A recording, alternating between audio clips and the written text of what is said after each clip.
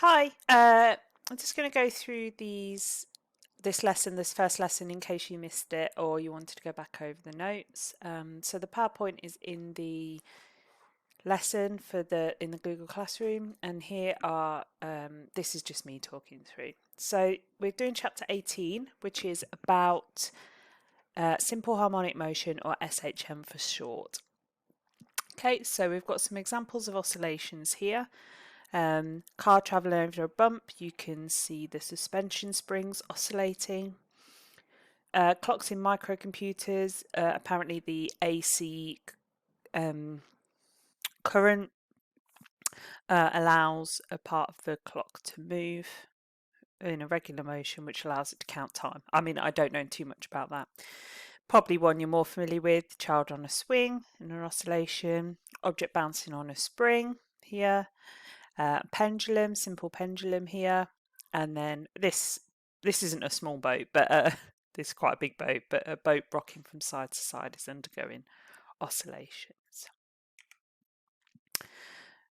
So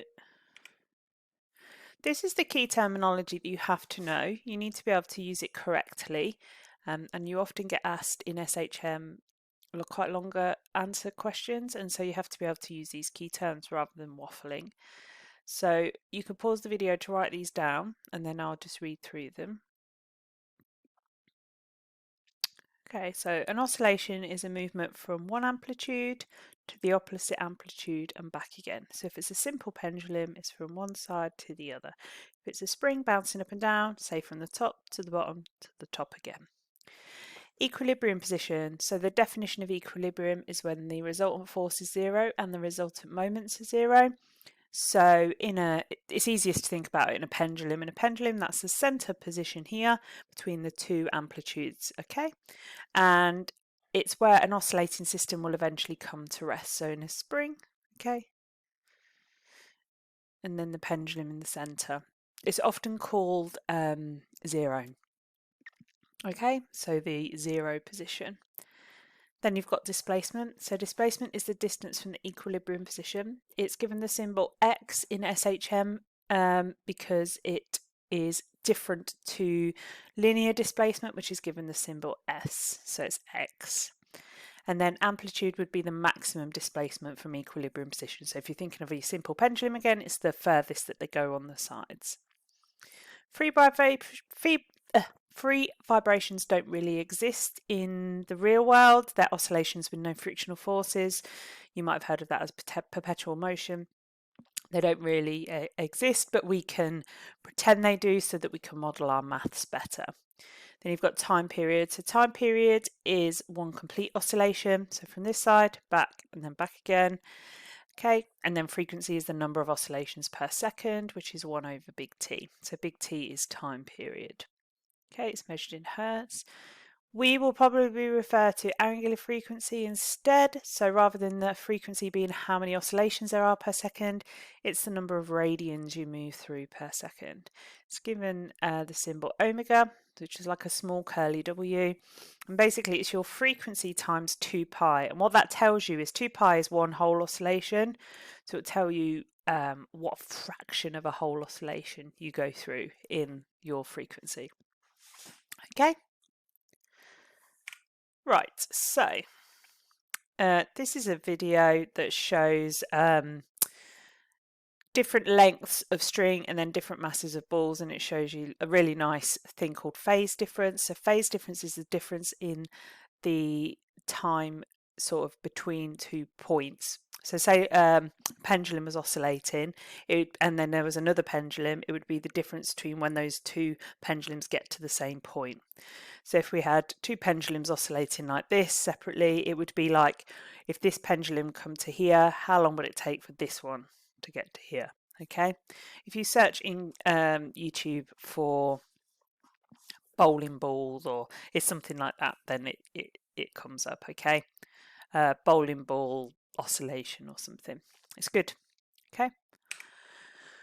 Here you can see that idea of what I was talking about before. So the phase difference, what you can see in these two doggies is basically, if you think about it in terms of waves, it's much easier.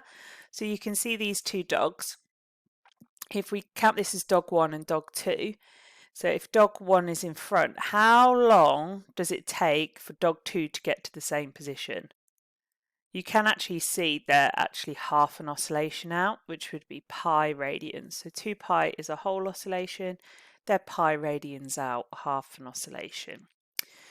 So phase difference can be given as a fraction of a cycle, but it's more usually measured in radians. So as the dogs have the same mass and the same length on their swings, their time period are the same.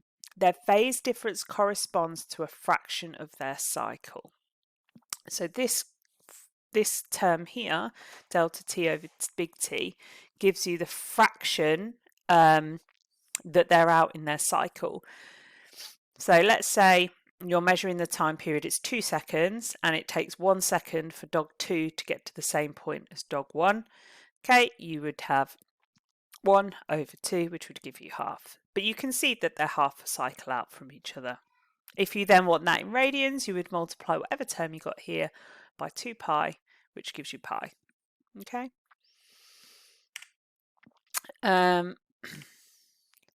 So half a time period out, which is the one we just done, this would be pi. Okay. If they're a whole time period out, which would be like one has gone, come back again, and then they move off together, that would be a 2 pi. A quarter of a wavelength is pi by 2, so pi divided by 2, and then 3/4 is 3.5 pi, so 3 pi by 2. 3 pi on the top and then 2 on the bottom. Okay. So we finished the lesson by talking about this question. Which one of the following statements is true when an object performs simple harmonic motion about a central point 0? So that's the equilibrium position. The acceleration is always directed away from the equilibrium position. The acceleration and velocity are always in opposite directions. The acceleration and displacement from equilibrium position are always in the same direction. And the graph of acceleration against displacement is a straight line. So I want you to pause the video here and I want you to think about which one you think is the right answer and why. And I also want you to think about why the other ones are wrong.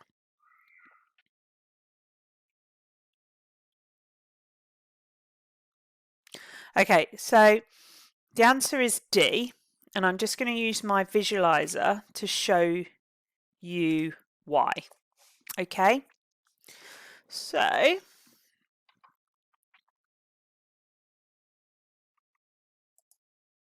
let me just I want to escape. 1 second. Okay, so let me just get this going. So we're going to look at a pendulum. This is its equilibrium position, and it swings from amplitude to amplitude. And the first part was the acceleration is always directed away from equilibrium. So if we think about this, because the pendulum is always being pulled towards the middle, there must be a force always towards the middle. Okay, and if the force is towards the middle, because F equals ma, your acceleration is always towards the middle. And the question said the acceleration is always directed away from O. Well, actually, it's always directed towards O. So if we wanted to make A correct, we would change the word to towards. Okay, and then that would make it correct, but it is incorrect currently. So B, the acceleration and velocity are always in the opposite direction. So let's look at how this thing's velocity is changing. So the velocity is the direction it's traveling. So let's say it's going here, so it goes here. So its velocity is this way, then it goes this way, and then it goes back again to the middle. Okay, so the question said, acceleration and velocity are always in opposite directions. Well, not all the time. Okay, so it is in the same direction here, opposite direction here, same direction here, opposite direction here. And the reason it's in the when it's in the opposite direction, what it's doing is it's decelerating the pendulum. So B is incorrect. Okay. Let's look at C. I think C is the one that most people thought were correct. The acceleration and the displacement from equilibrium are always in the same direction. So because it's displacement, it will have a positive and a negative side. So you've got positive x and negative x here. Okay, so when the pendulum is on this side, we say it's in positive displacement. But if you look at the acceleration, it's always pointing towards the negative. So you actually have a negative acceleration because it's pointing towards the negative side. On this side, we have a negative displacement, but the acceleration is always pointing towards the positive side. So we have positive acceleration. So C is incorrect because they actually always point in the opposite directions. Okay. And then we look at D. So D is correct. The graph of acceleration against displacement is a straight line. So if we think about y equals mx plus c, if we know that's a straight line,